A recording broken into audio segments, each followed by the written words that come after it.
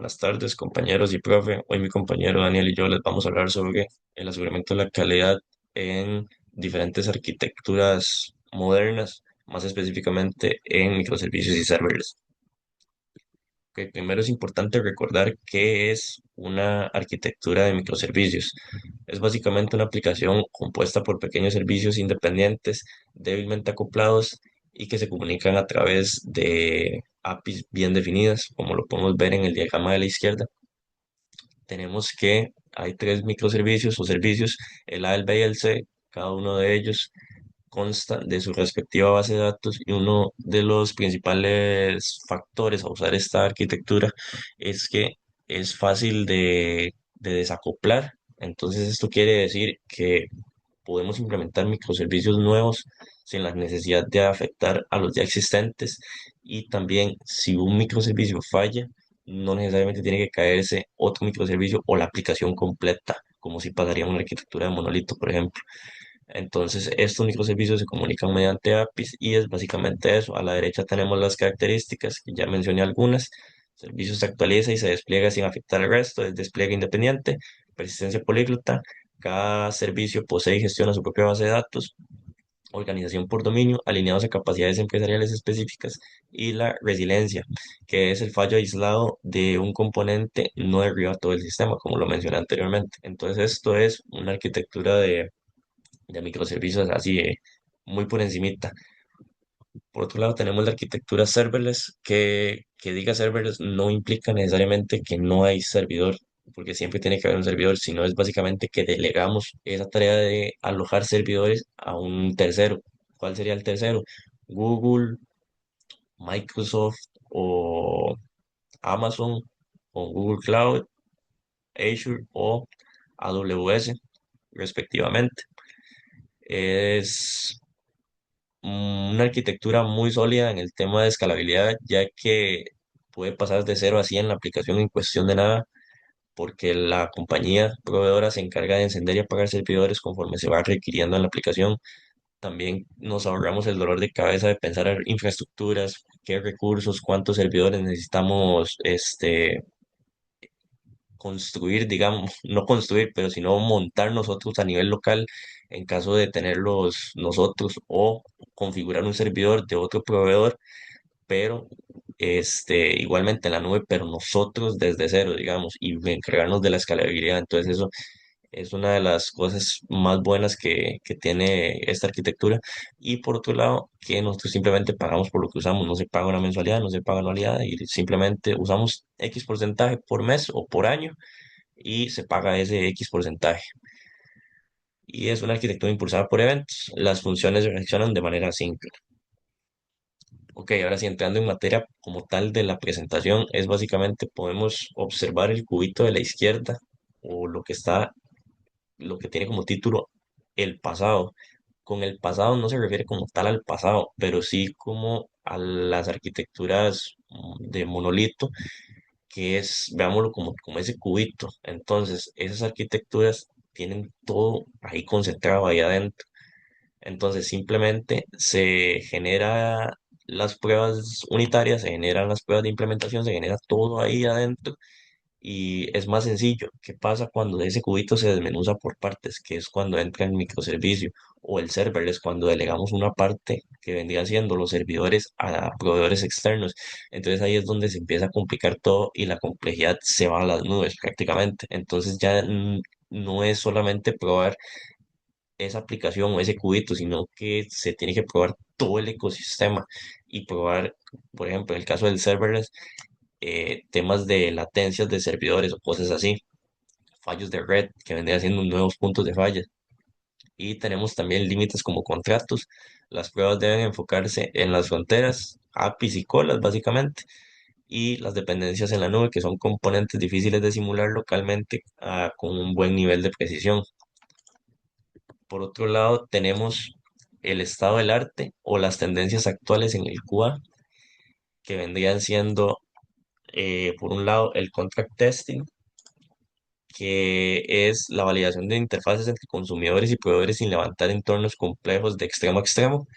Esto vendría siendo como, por ejemplo, cuando un servicio depende de otro. Entonces, lo que el contrato define son los datos que espera recibir el servicio, que depende del otro. Básicamente eso.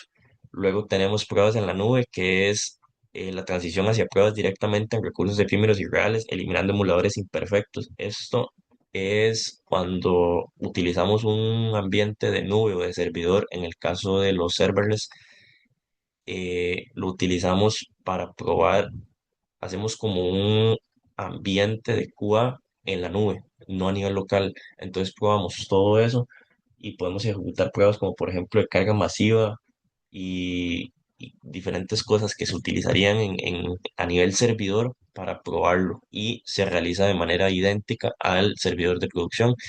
Luego tenemos ingeniería del caos, que es la inyección deliberada de fallos en producción para medir resiliencia y tiempos de recuperación. Es como vacunar, por decirlo de alguna manera, a producción.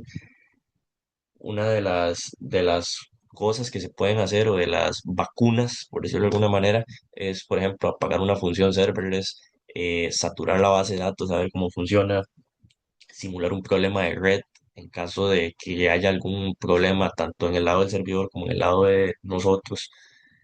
Y por último, la observabilidad unificada, que viene siendo para ambos, tanto para microservicios como para serverless, que viene siendo la trazabilidad de todos los problemas que puedan ocurrir. Entonces, básicamente se hace como un camino y en ese camino se van estableciendo IDs únicos para tener una trazabilidad mejor en el caso de que algo llegara a fallar, más específicamente en los microservicios.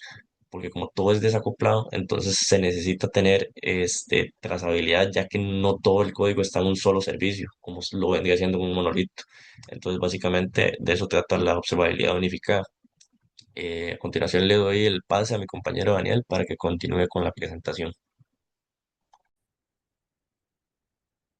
Bueno, ya con esa base de qué son los microservicios, qué es serverless y por qué QA cambia en estas arquitecturas, ahora vamos a pasar a una parte más práctica, que serían cómo se organizan las pruebas, qué metodología se puede seguir, qué herramientas se usan y cuáles son los pros y contras, y vamos a ver también algunos casos reales. Y bueno, en esta diapositiva se muestra una especie de embudo de pruebas, pero adaptado a lo que son arquitecturas modernas. Y bueno, abajo tenemos las pruebas unitarias, que estas siguen siendo importantes porque valían lógica aislada, normalmente usando mocks o simulaciones, que por ejemplo, probar que una función calcula correctamente un resultado sin depender de una base de datos real o de otro servicio.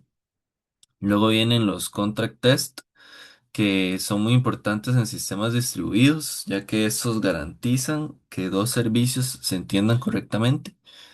Es decir, que si un servicio espera ciertos datos de una API, el otro servicio realmente los entregue en esa estructura. Después, bueno, tenemos las pruebas de integración que verifican cómo interactúan varios servicios entre sí, especialmente cuando hay componentes administrados en la nube. Y ya arriba tenemos los que son las pruebas end-to-end, que estas pruebas prueban flujos completos, como si fueran desde el usuario hasta la base de datos y de vuelta. Pero en estas arquitecturas se recomienda usarlas solo para los flujos más críticos, ya que estos suelen ser más frágiles, más lentas y más costosas de mantener. Y ya de forma transversal aparecen las pruebas de resiliencia y carga, que estos buscan comprobar cómo se comporta el sistema bajo presión o ante fallos, para asegurarse de que el sistema no solo funcione en condiciones ideales. Ahora vamos con cómo aplicarlo, la metodología paso a paso. Y bueno, el primer paso es mapear el ecosistema, que eso significa identificar cuáles son los servicios, qué dependencias tienen, cuáles son los límites arquitectónicos y qué contratos, perdón, existen entre APIs.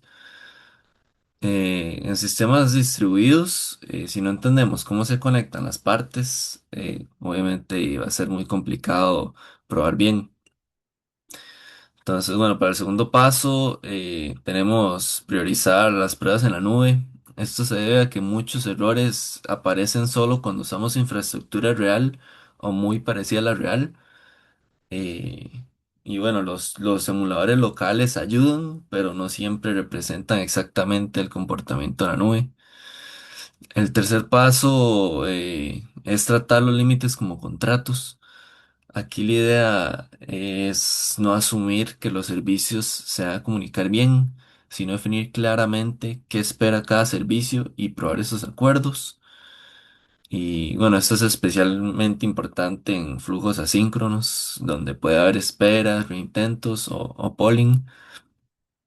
Y por último, el cuarto paso es automatizar y limpiar, que bueno, en Cuba moderno no basta comprobar manualmente. Se necesitan recursos de prueba definidos como infraestructura, datos preparados y también limpieza automática después de las pruebas. Esto para evitar que queden datos basuras o ambientes inconsistentes. Y bueno, en resumen, esta metodología lo que busca es que las pruebas sean más controladas, repetibles y cercanas a la realidad del sistema. Ahora, bueno, en cuanto a herramientas, vamos a mencionar varias que se pueden usar según el tipo de prueba. Bueno, primero, para API y desarrollo integral aparecen herramientas como APIDog y Postman, que estas ayudan a documentar, probar y automatizar peticiones a APIs. Bueno, Postman, por ejemplo, es muy usado para crear colecciones de pruebas y validar respuestas. Luego, bueno, para pruebas de contrato se menciona PACT, que es una herramienta bastante conocida para contract testing y su función es ayudar a validar que el consumidor y el proveedor de una API mantengan el mismo acuerdo. Bueno, luego en simulación y mocking aparece Warmock, que esta herramienta sirve para crear servidores simulados HTTP. Y bueno, por ejemplo, si un servicio depende de una API externa que no queremos llamar en cada prueba, podemos simular esa respuesta. Para rendimiento y carga, se mencionan JMeter, Catalan Studio y K6, que estos permiten probar cómo responde el sistema cuando hay muchos usuarios, muchas peticiones o estrés de red. Y por último, en observabilidad, están Elastic y CloudWatch, que estas herramientas ayudan a analizar logs, métricas y comportamientos del sistema, que, bueno, algo fundamental cuando hay muchos servicios comunicándose entre sí. Entonces, bueno, la idea no es usar todas las herramientas porque sí, sino elegirlas según el tipo de riesgo que queremos cubrir. Bueno, ahora vamos a pasar a comparar los pros y contras de microservicios y serverless desde el punto de vista de QA. Bueno, primero tenemos los microservicios, que una ventaja es que el aislamiento permite probar un solo dominio a la vez. Y esto facilita concentrarse en una parte específica del sistema sin tener que tocar todo lo demás. Otra ventaja es que también facilita algunas pruebas locales usando contenedores como Docker, porque podemos levantar servicios específicos para probarlos. Pero también tiene sus contras, que bueno, una es que las pruebas end-to-end pueden volverse bastante frágiles porque hay muchas partes móviles, es decir, bueno, si falla un servicio, una red, una base de datos, una dependencia, la prueba completa puede fallar. Además, bueno, rastrear errores puede ser complicado. Una petición puede pasar por varios servicios, entonces no siempre es obvio dónde ocurrió realmente el problema. Ahora, bueno, en serverless, los pros, bueno, una es que Cuba no tiene que preocuparse tanto por la infraestructura como servidores, escalado o parches del sistema operativo, porque eso lo gestiona el proveedor de la nube. Bueno, y también puede integrarse directamente con servicios reales de la nube, lo cual acerca a pruebas del comportamiento real, muy importante. Pero los contras también son importantes. Por ejemplo, bueno, los emuladores locales casi nunca se comportan exactamente que la nube real. Además, puede ser difícil depurar problemas como arranques en frío, asincronía o ejecuciones que dependen de eventos. Y bueno, entonces ambas arquitecturas tienen beneficios, pero también obligan a Cuba a pensar de forma más estratégica. Y bueno, ya para ir cerrando, vamos a tratar dos escenarios, uno de éxito y otro de fracaso. Y bueno, el caso de éxito es una migración controlada de un monolito hacia microservicios usando el patrón Strangleflick. Bueno, este patrón básicamente consiste en ir reemplazando poco a poco partes del sistema antiguo en lugar de hacer una migración completa de golpe. La estrategia de Cuba en este caso fue usar pruebas contract first, por ejemplo, Compact, antes de escribir o desplegar código y también Chavo Testing, que esto permite comparar el comportamiento del sistema nuevo con el sistema anterior sin afectar directamente a los usuarios. Y bueno, el resultado fue una migración sin tiempo de inactividad y con resiliencia comprobada ante picos de tráfico. Esto muestra, bueno, que cuando Cuba se integra desde el diseño, o sea, no solo al final, puede reducir muchísimo el riesgo. Y bueno, para este caso de éxito tenemos un ejemplo real que, que es con Netflix. Y bueno, Netflix es uno de los casos más conocidos de migración desde una arquitectura monolítica hacia una arquitectura basada en microservicios y nube. Y bueno, lo importante desde el punto de vista de Cuba es que esta migración no se hizo de golpe, ¿verdad? Como ya lo hablamos, sino que fue de forma progresiva y controlada. Eso permitió reducir riesgos, validar servicios por separado, observar el comportamiento del sistema y mantener la disponibilidad del servicio para los usuarios. Y bueno, este caso se relaciona mucho con lo que venimos hablando, porque demuestra que una migración a microservicios no depende solo de dividir el sistema en partes pequeñas, sino también de tener buenas prácticas de pruebas, monitoreo, resiliencia y despliegue continuo. Y bueno, entonces Netflix funciona como un ejemplo real de cómo Cuba y arquitectura deben trabajar juntos para evitar tiempos fuera de mercado o caídas importantes durante una transición tecnológica. Y bueno, ya por otro lado, tenemos el caso de fracaso que muestra un efecto dominó en un sistema de e-commerce y el problema inicia con alta latencia en el servicio de inventario, pero termina afectando pagos por timeouts en cascada. Y bueno, aquí el fallo en QA fue confiar demasiado en emuladores locales y no hacer suficientes pruebas de resiliencia. En otras palabras, el sistema funcionaba en ambientes controlados, pero no estaba preparado para fallos reales. Y ya después del problema, se solucionó con circuit breakers que ayudan a cortar o controlar llamadas cuando un servicio está fallando, evitando que el error se propague por todo el sistema. Y bueno, ese ejemplo deja claro que en arquitecturas distribuidas no basta con probar que todo funcione, también hay que probar qué pasa cuando algo falla. Y esto es importante, bueno, aplicarlo desde ahorita nosotros siendo universitarios. Y bueno, ya para concluir, en pocas palabras, Cuba en arquitecturas modernas no se trata solo de encontrar errores, sino de asegurar que el sistema sea confiable, observable y resistente, incluso cuando alguna de sus partes falle. Muchas gracias.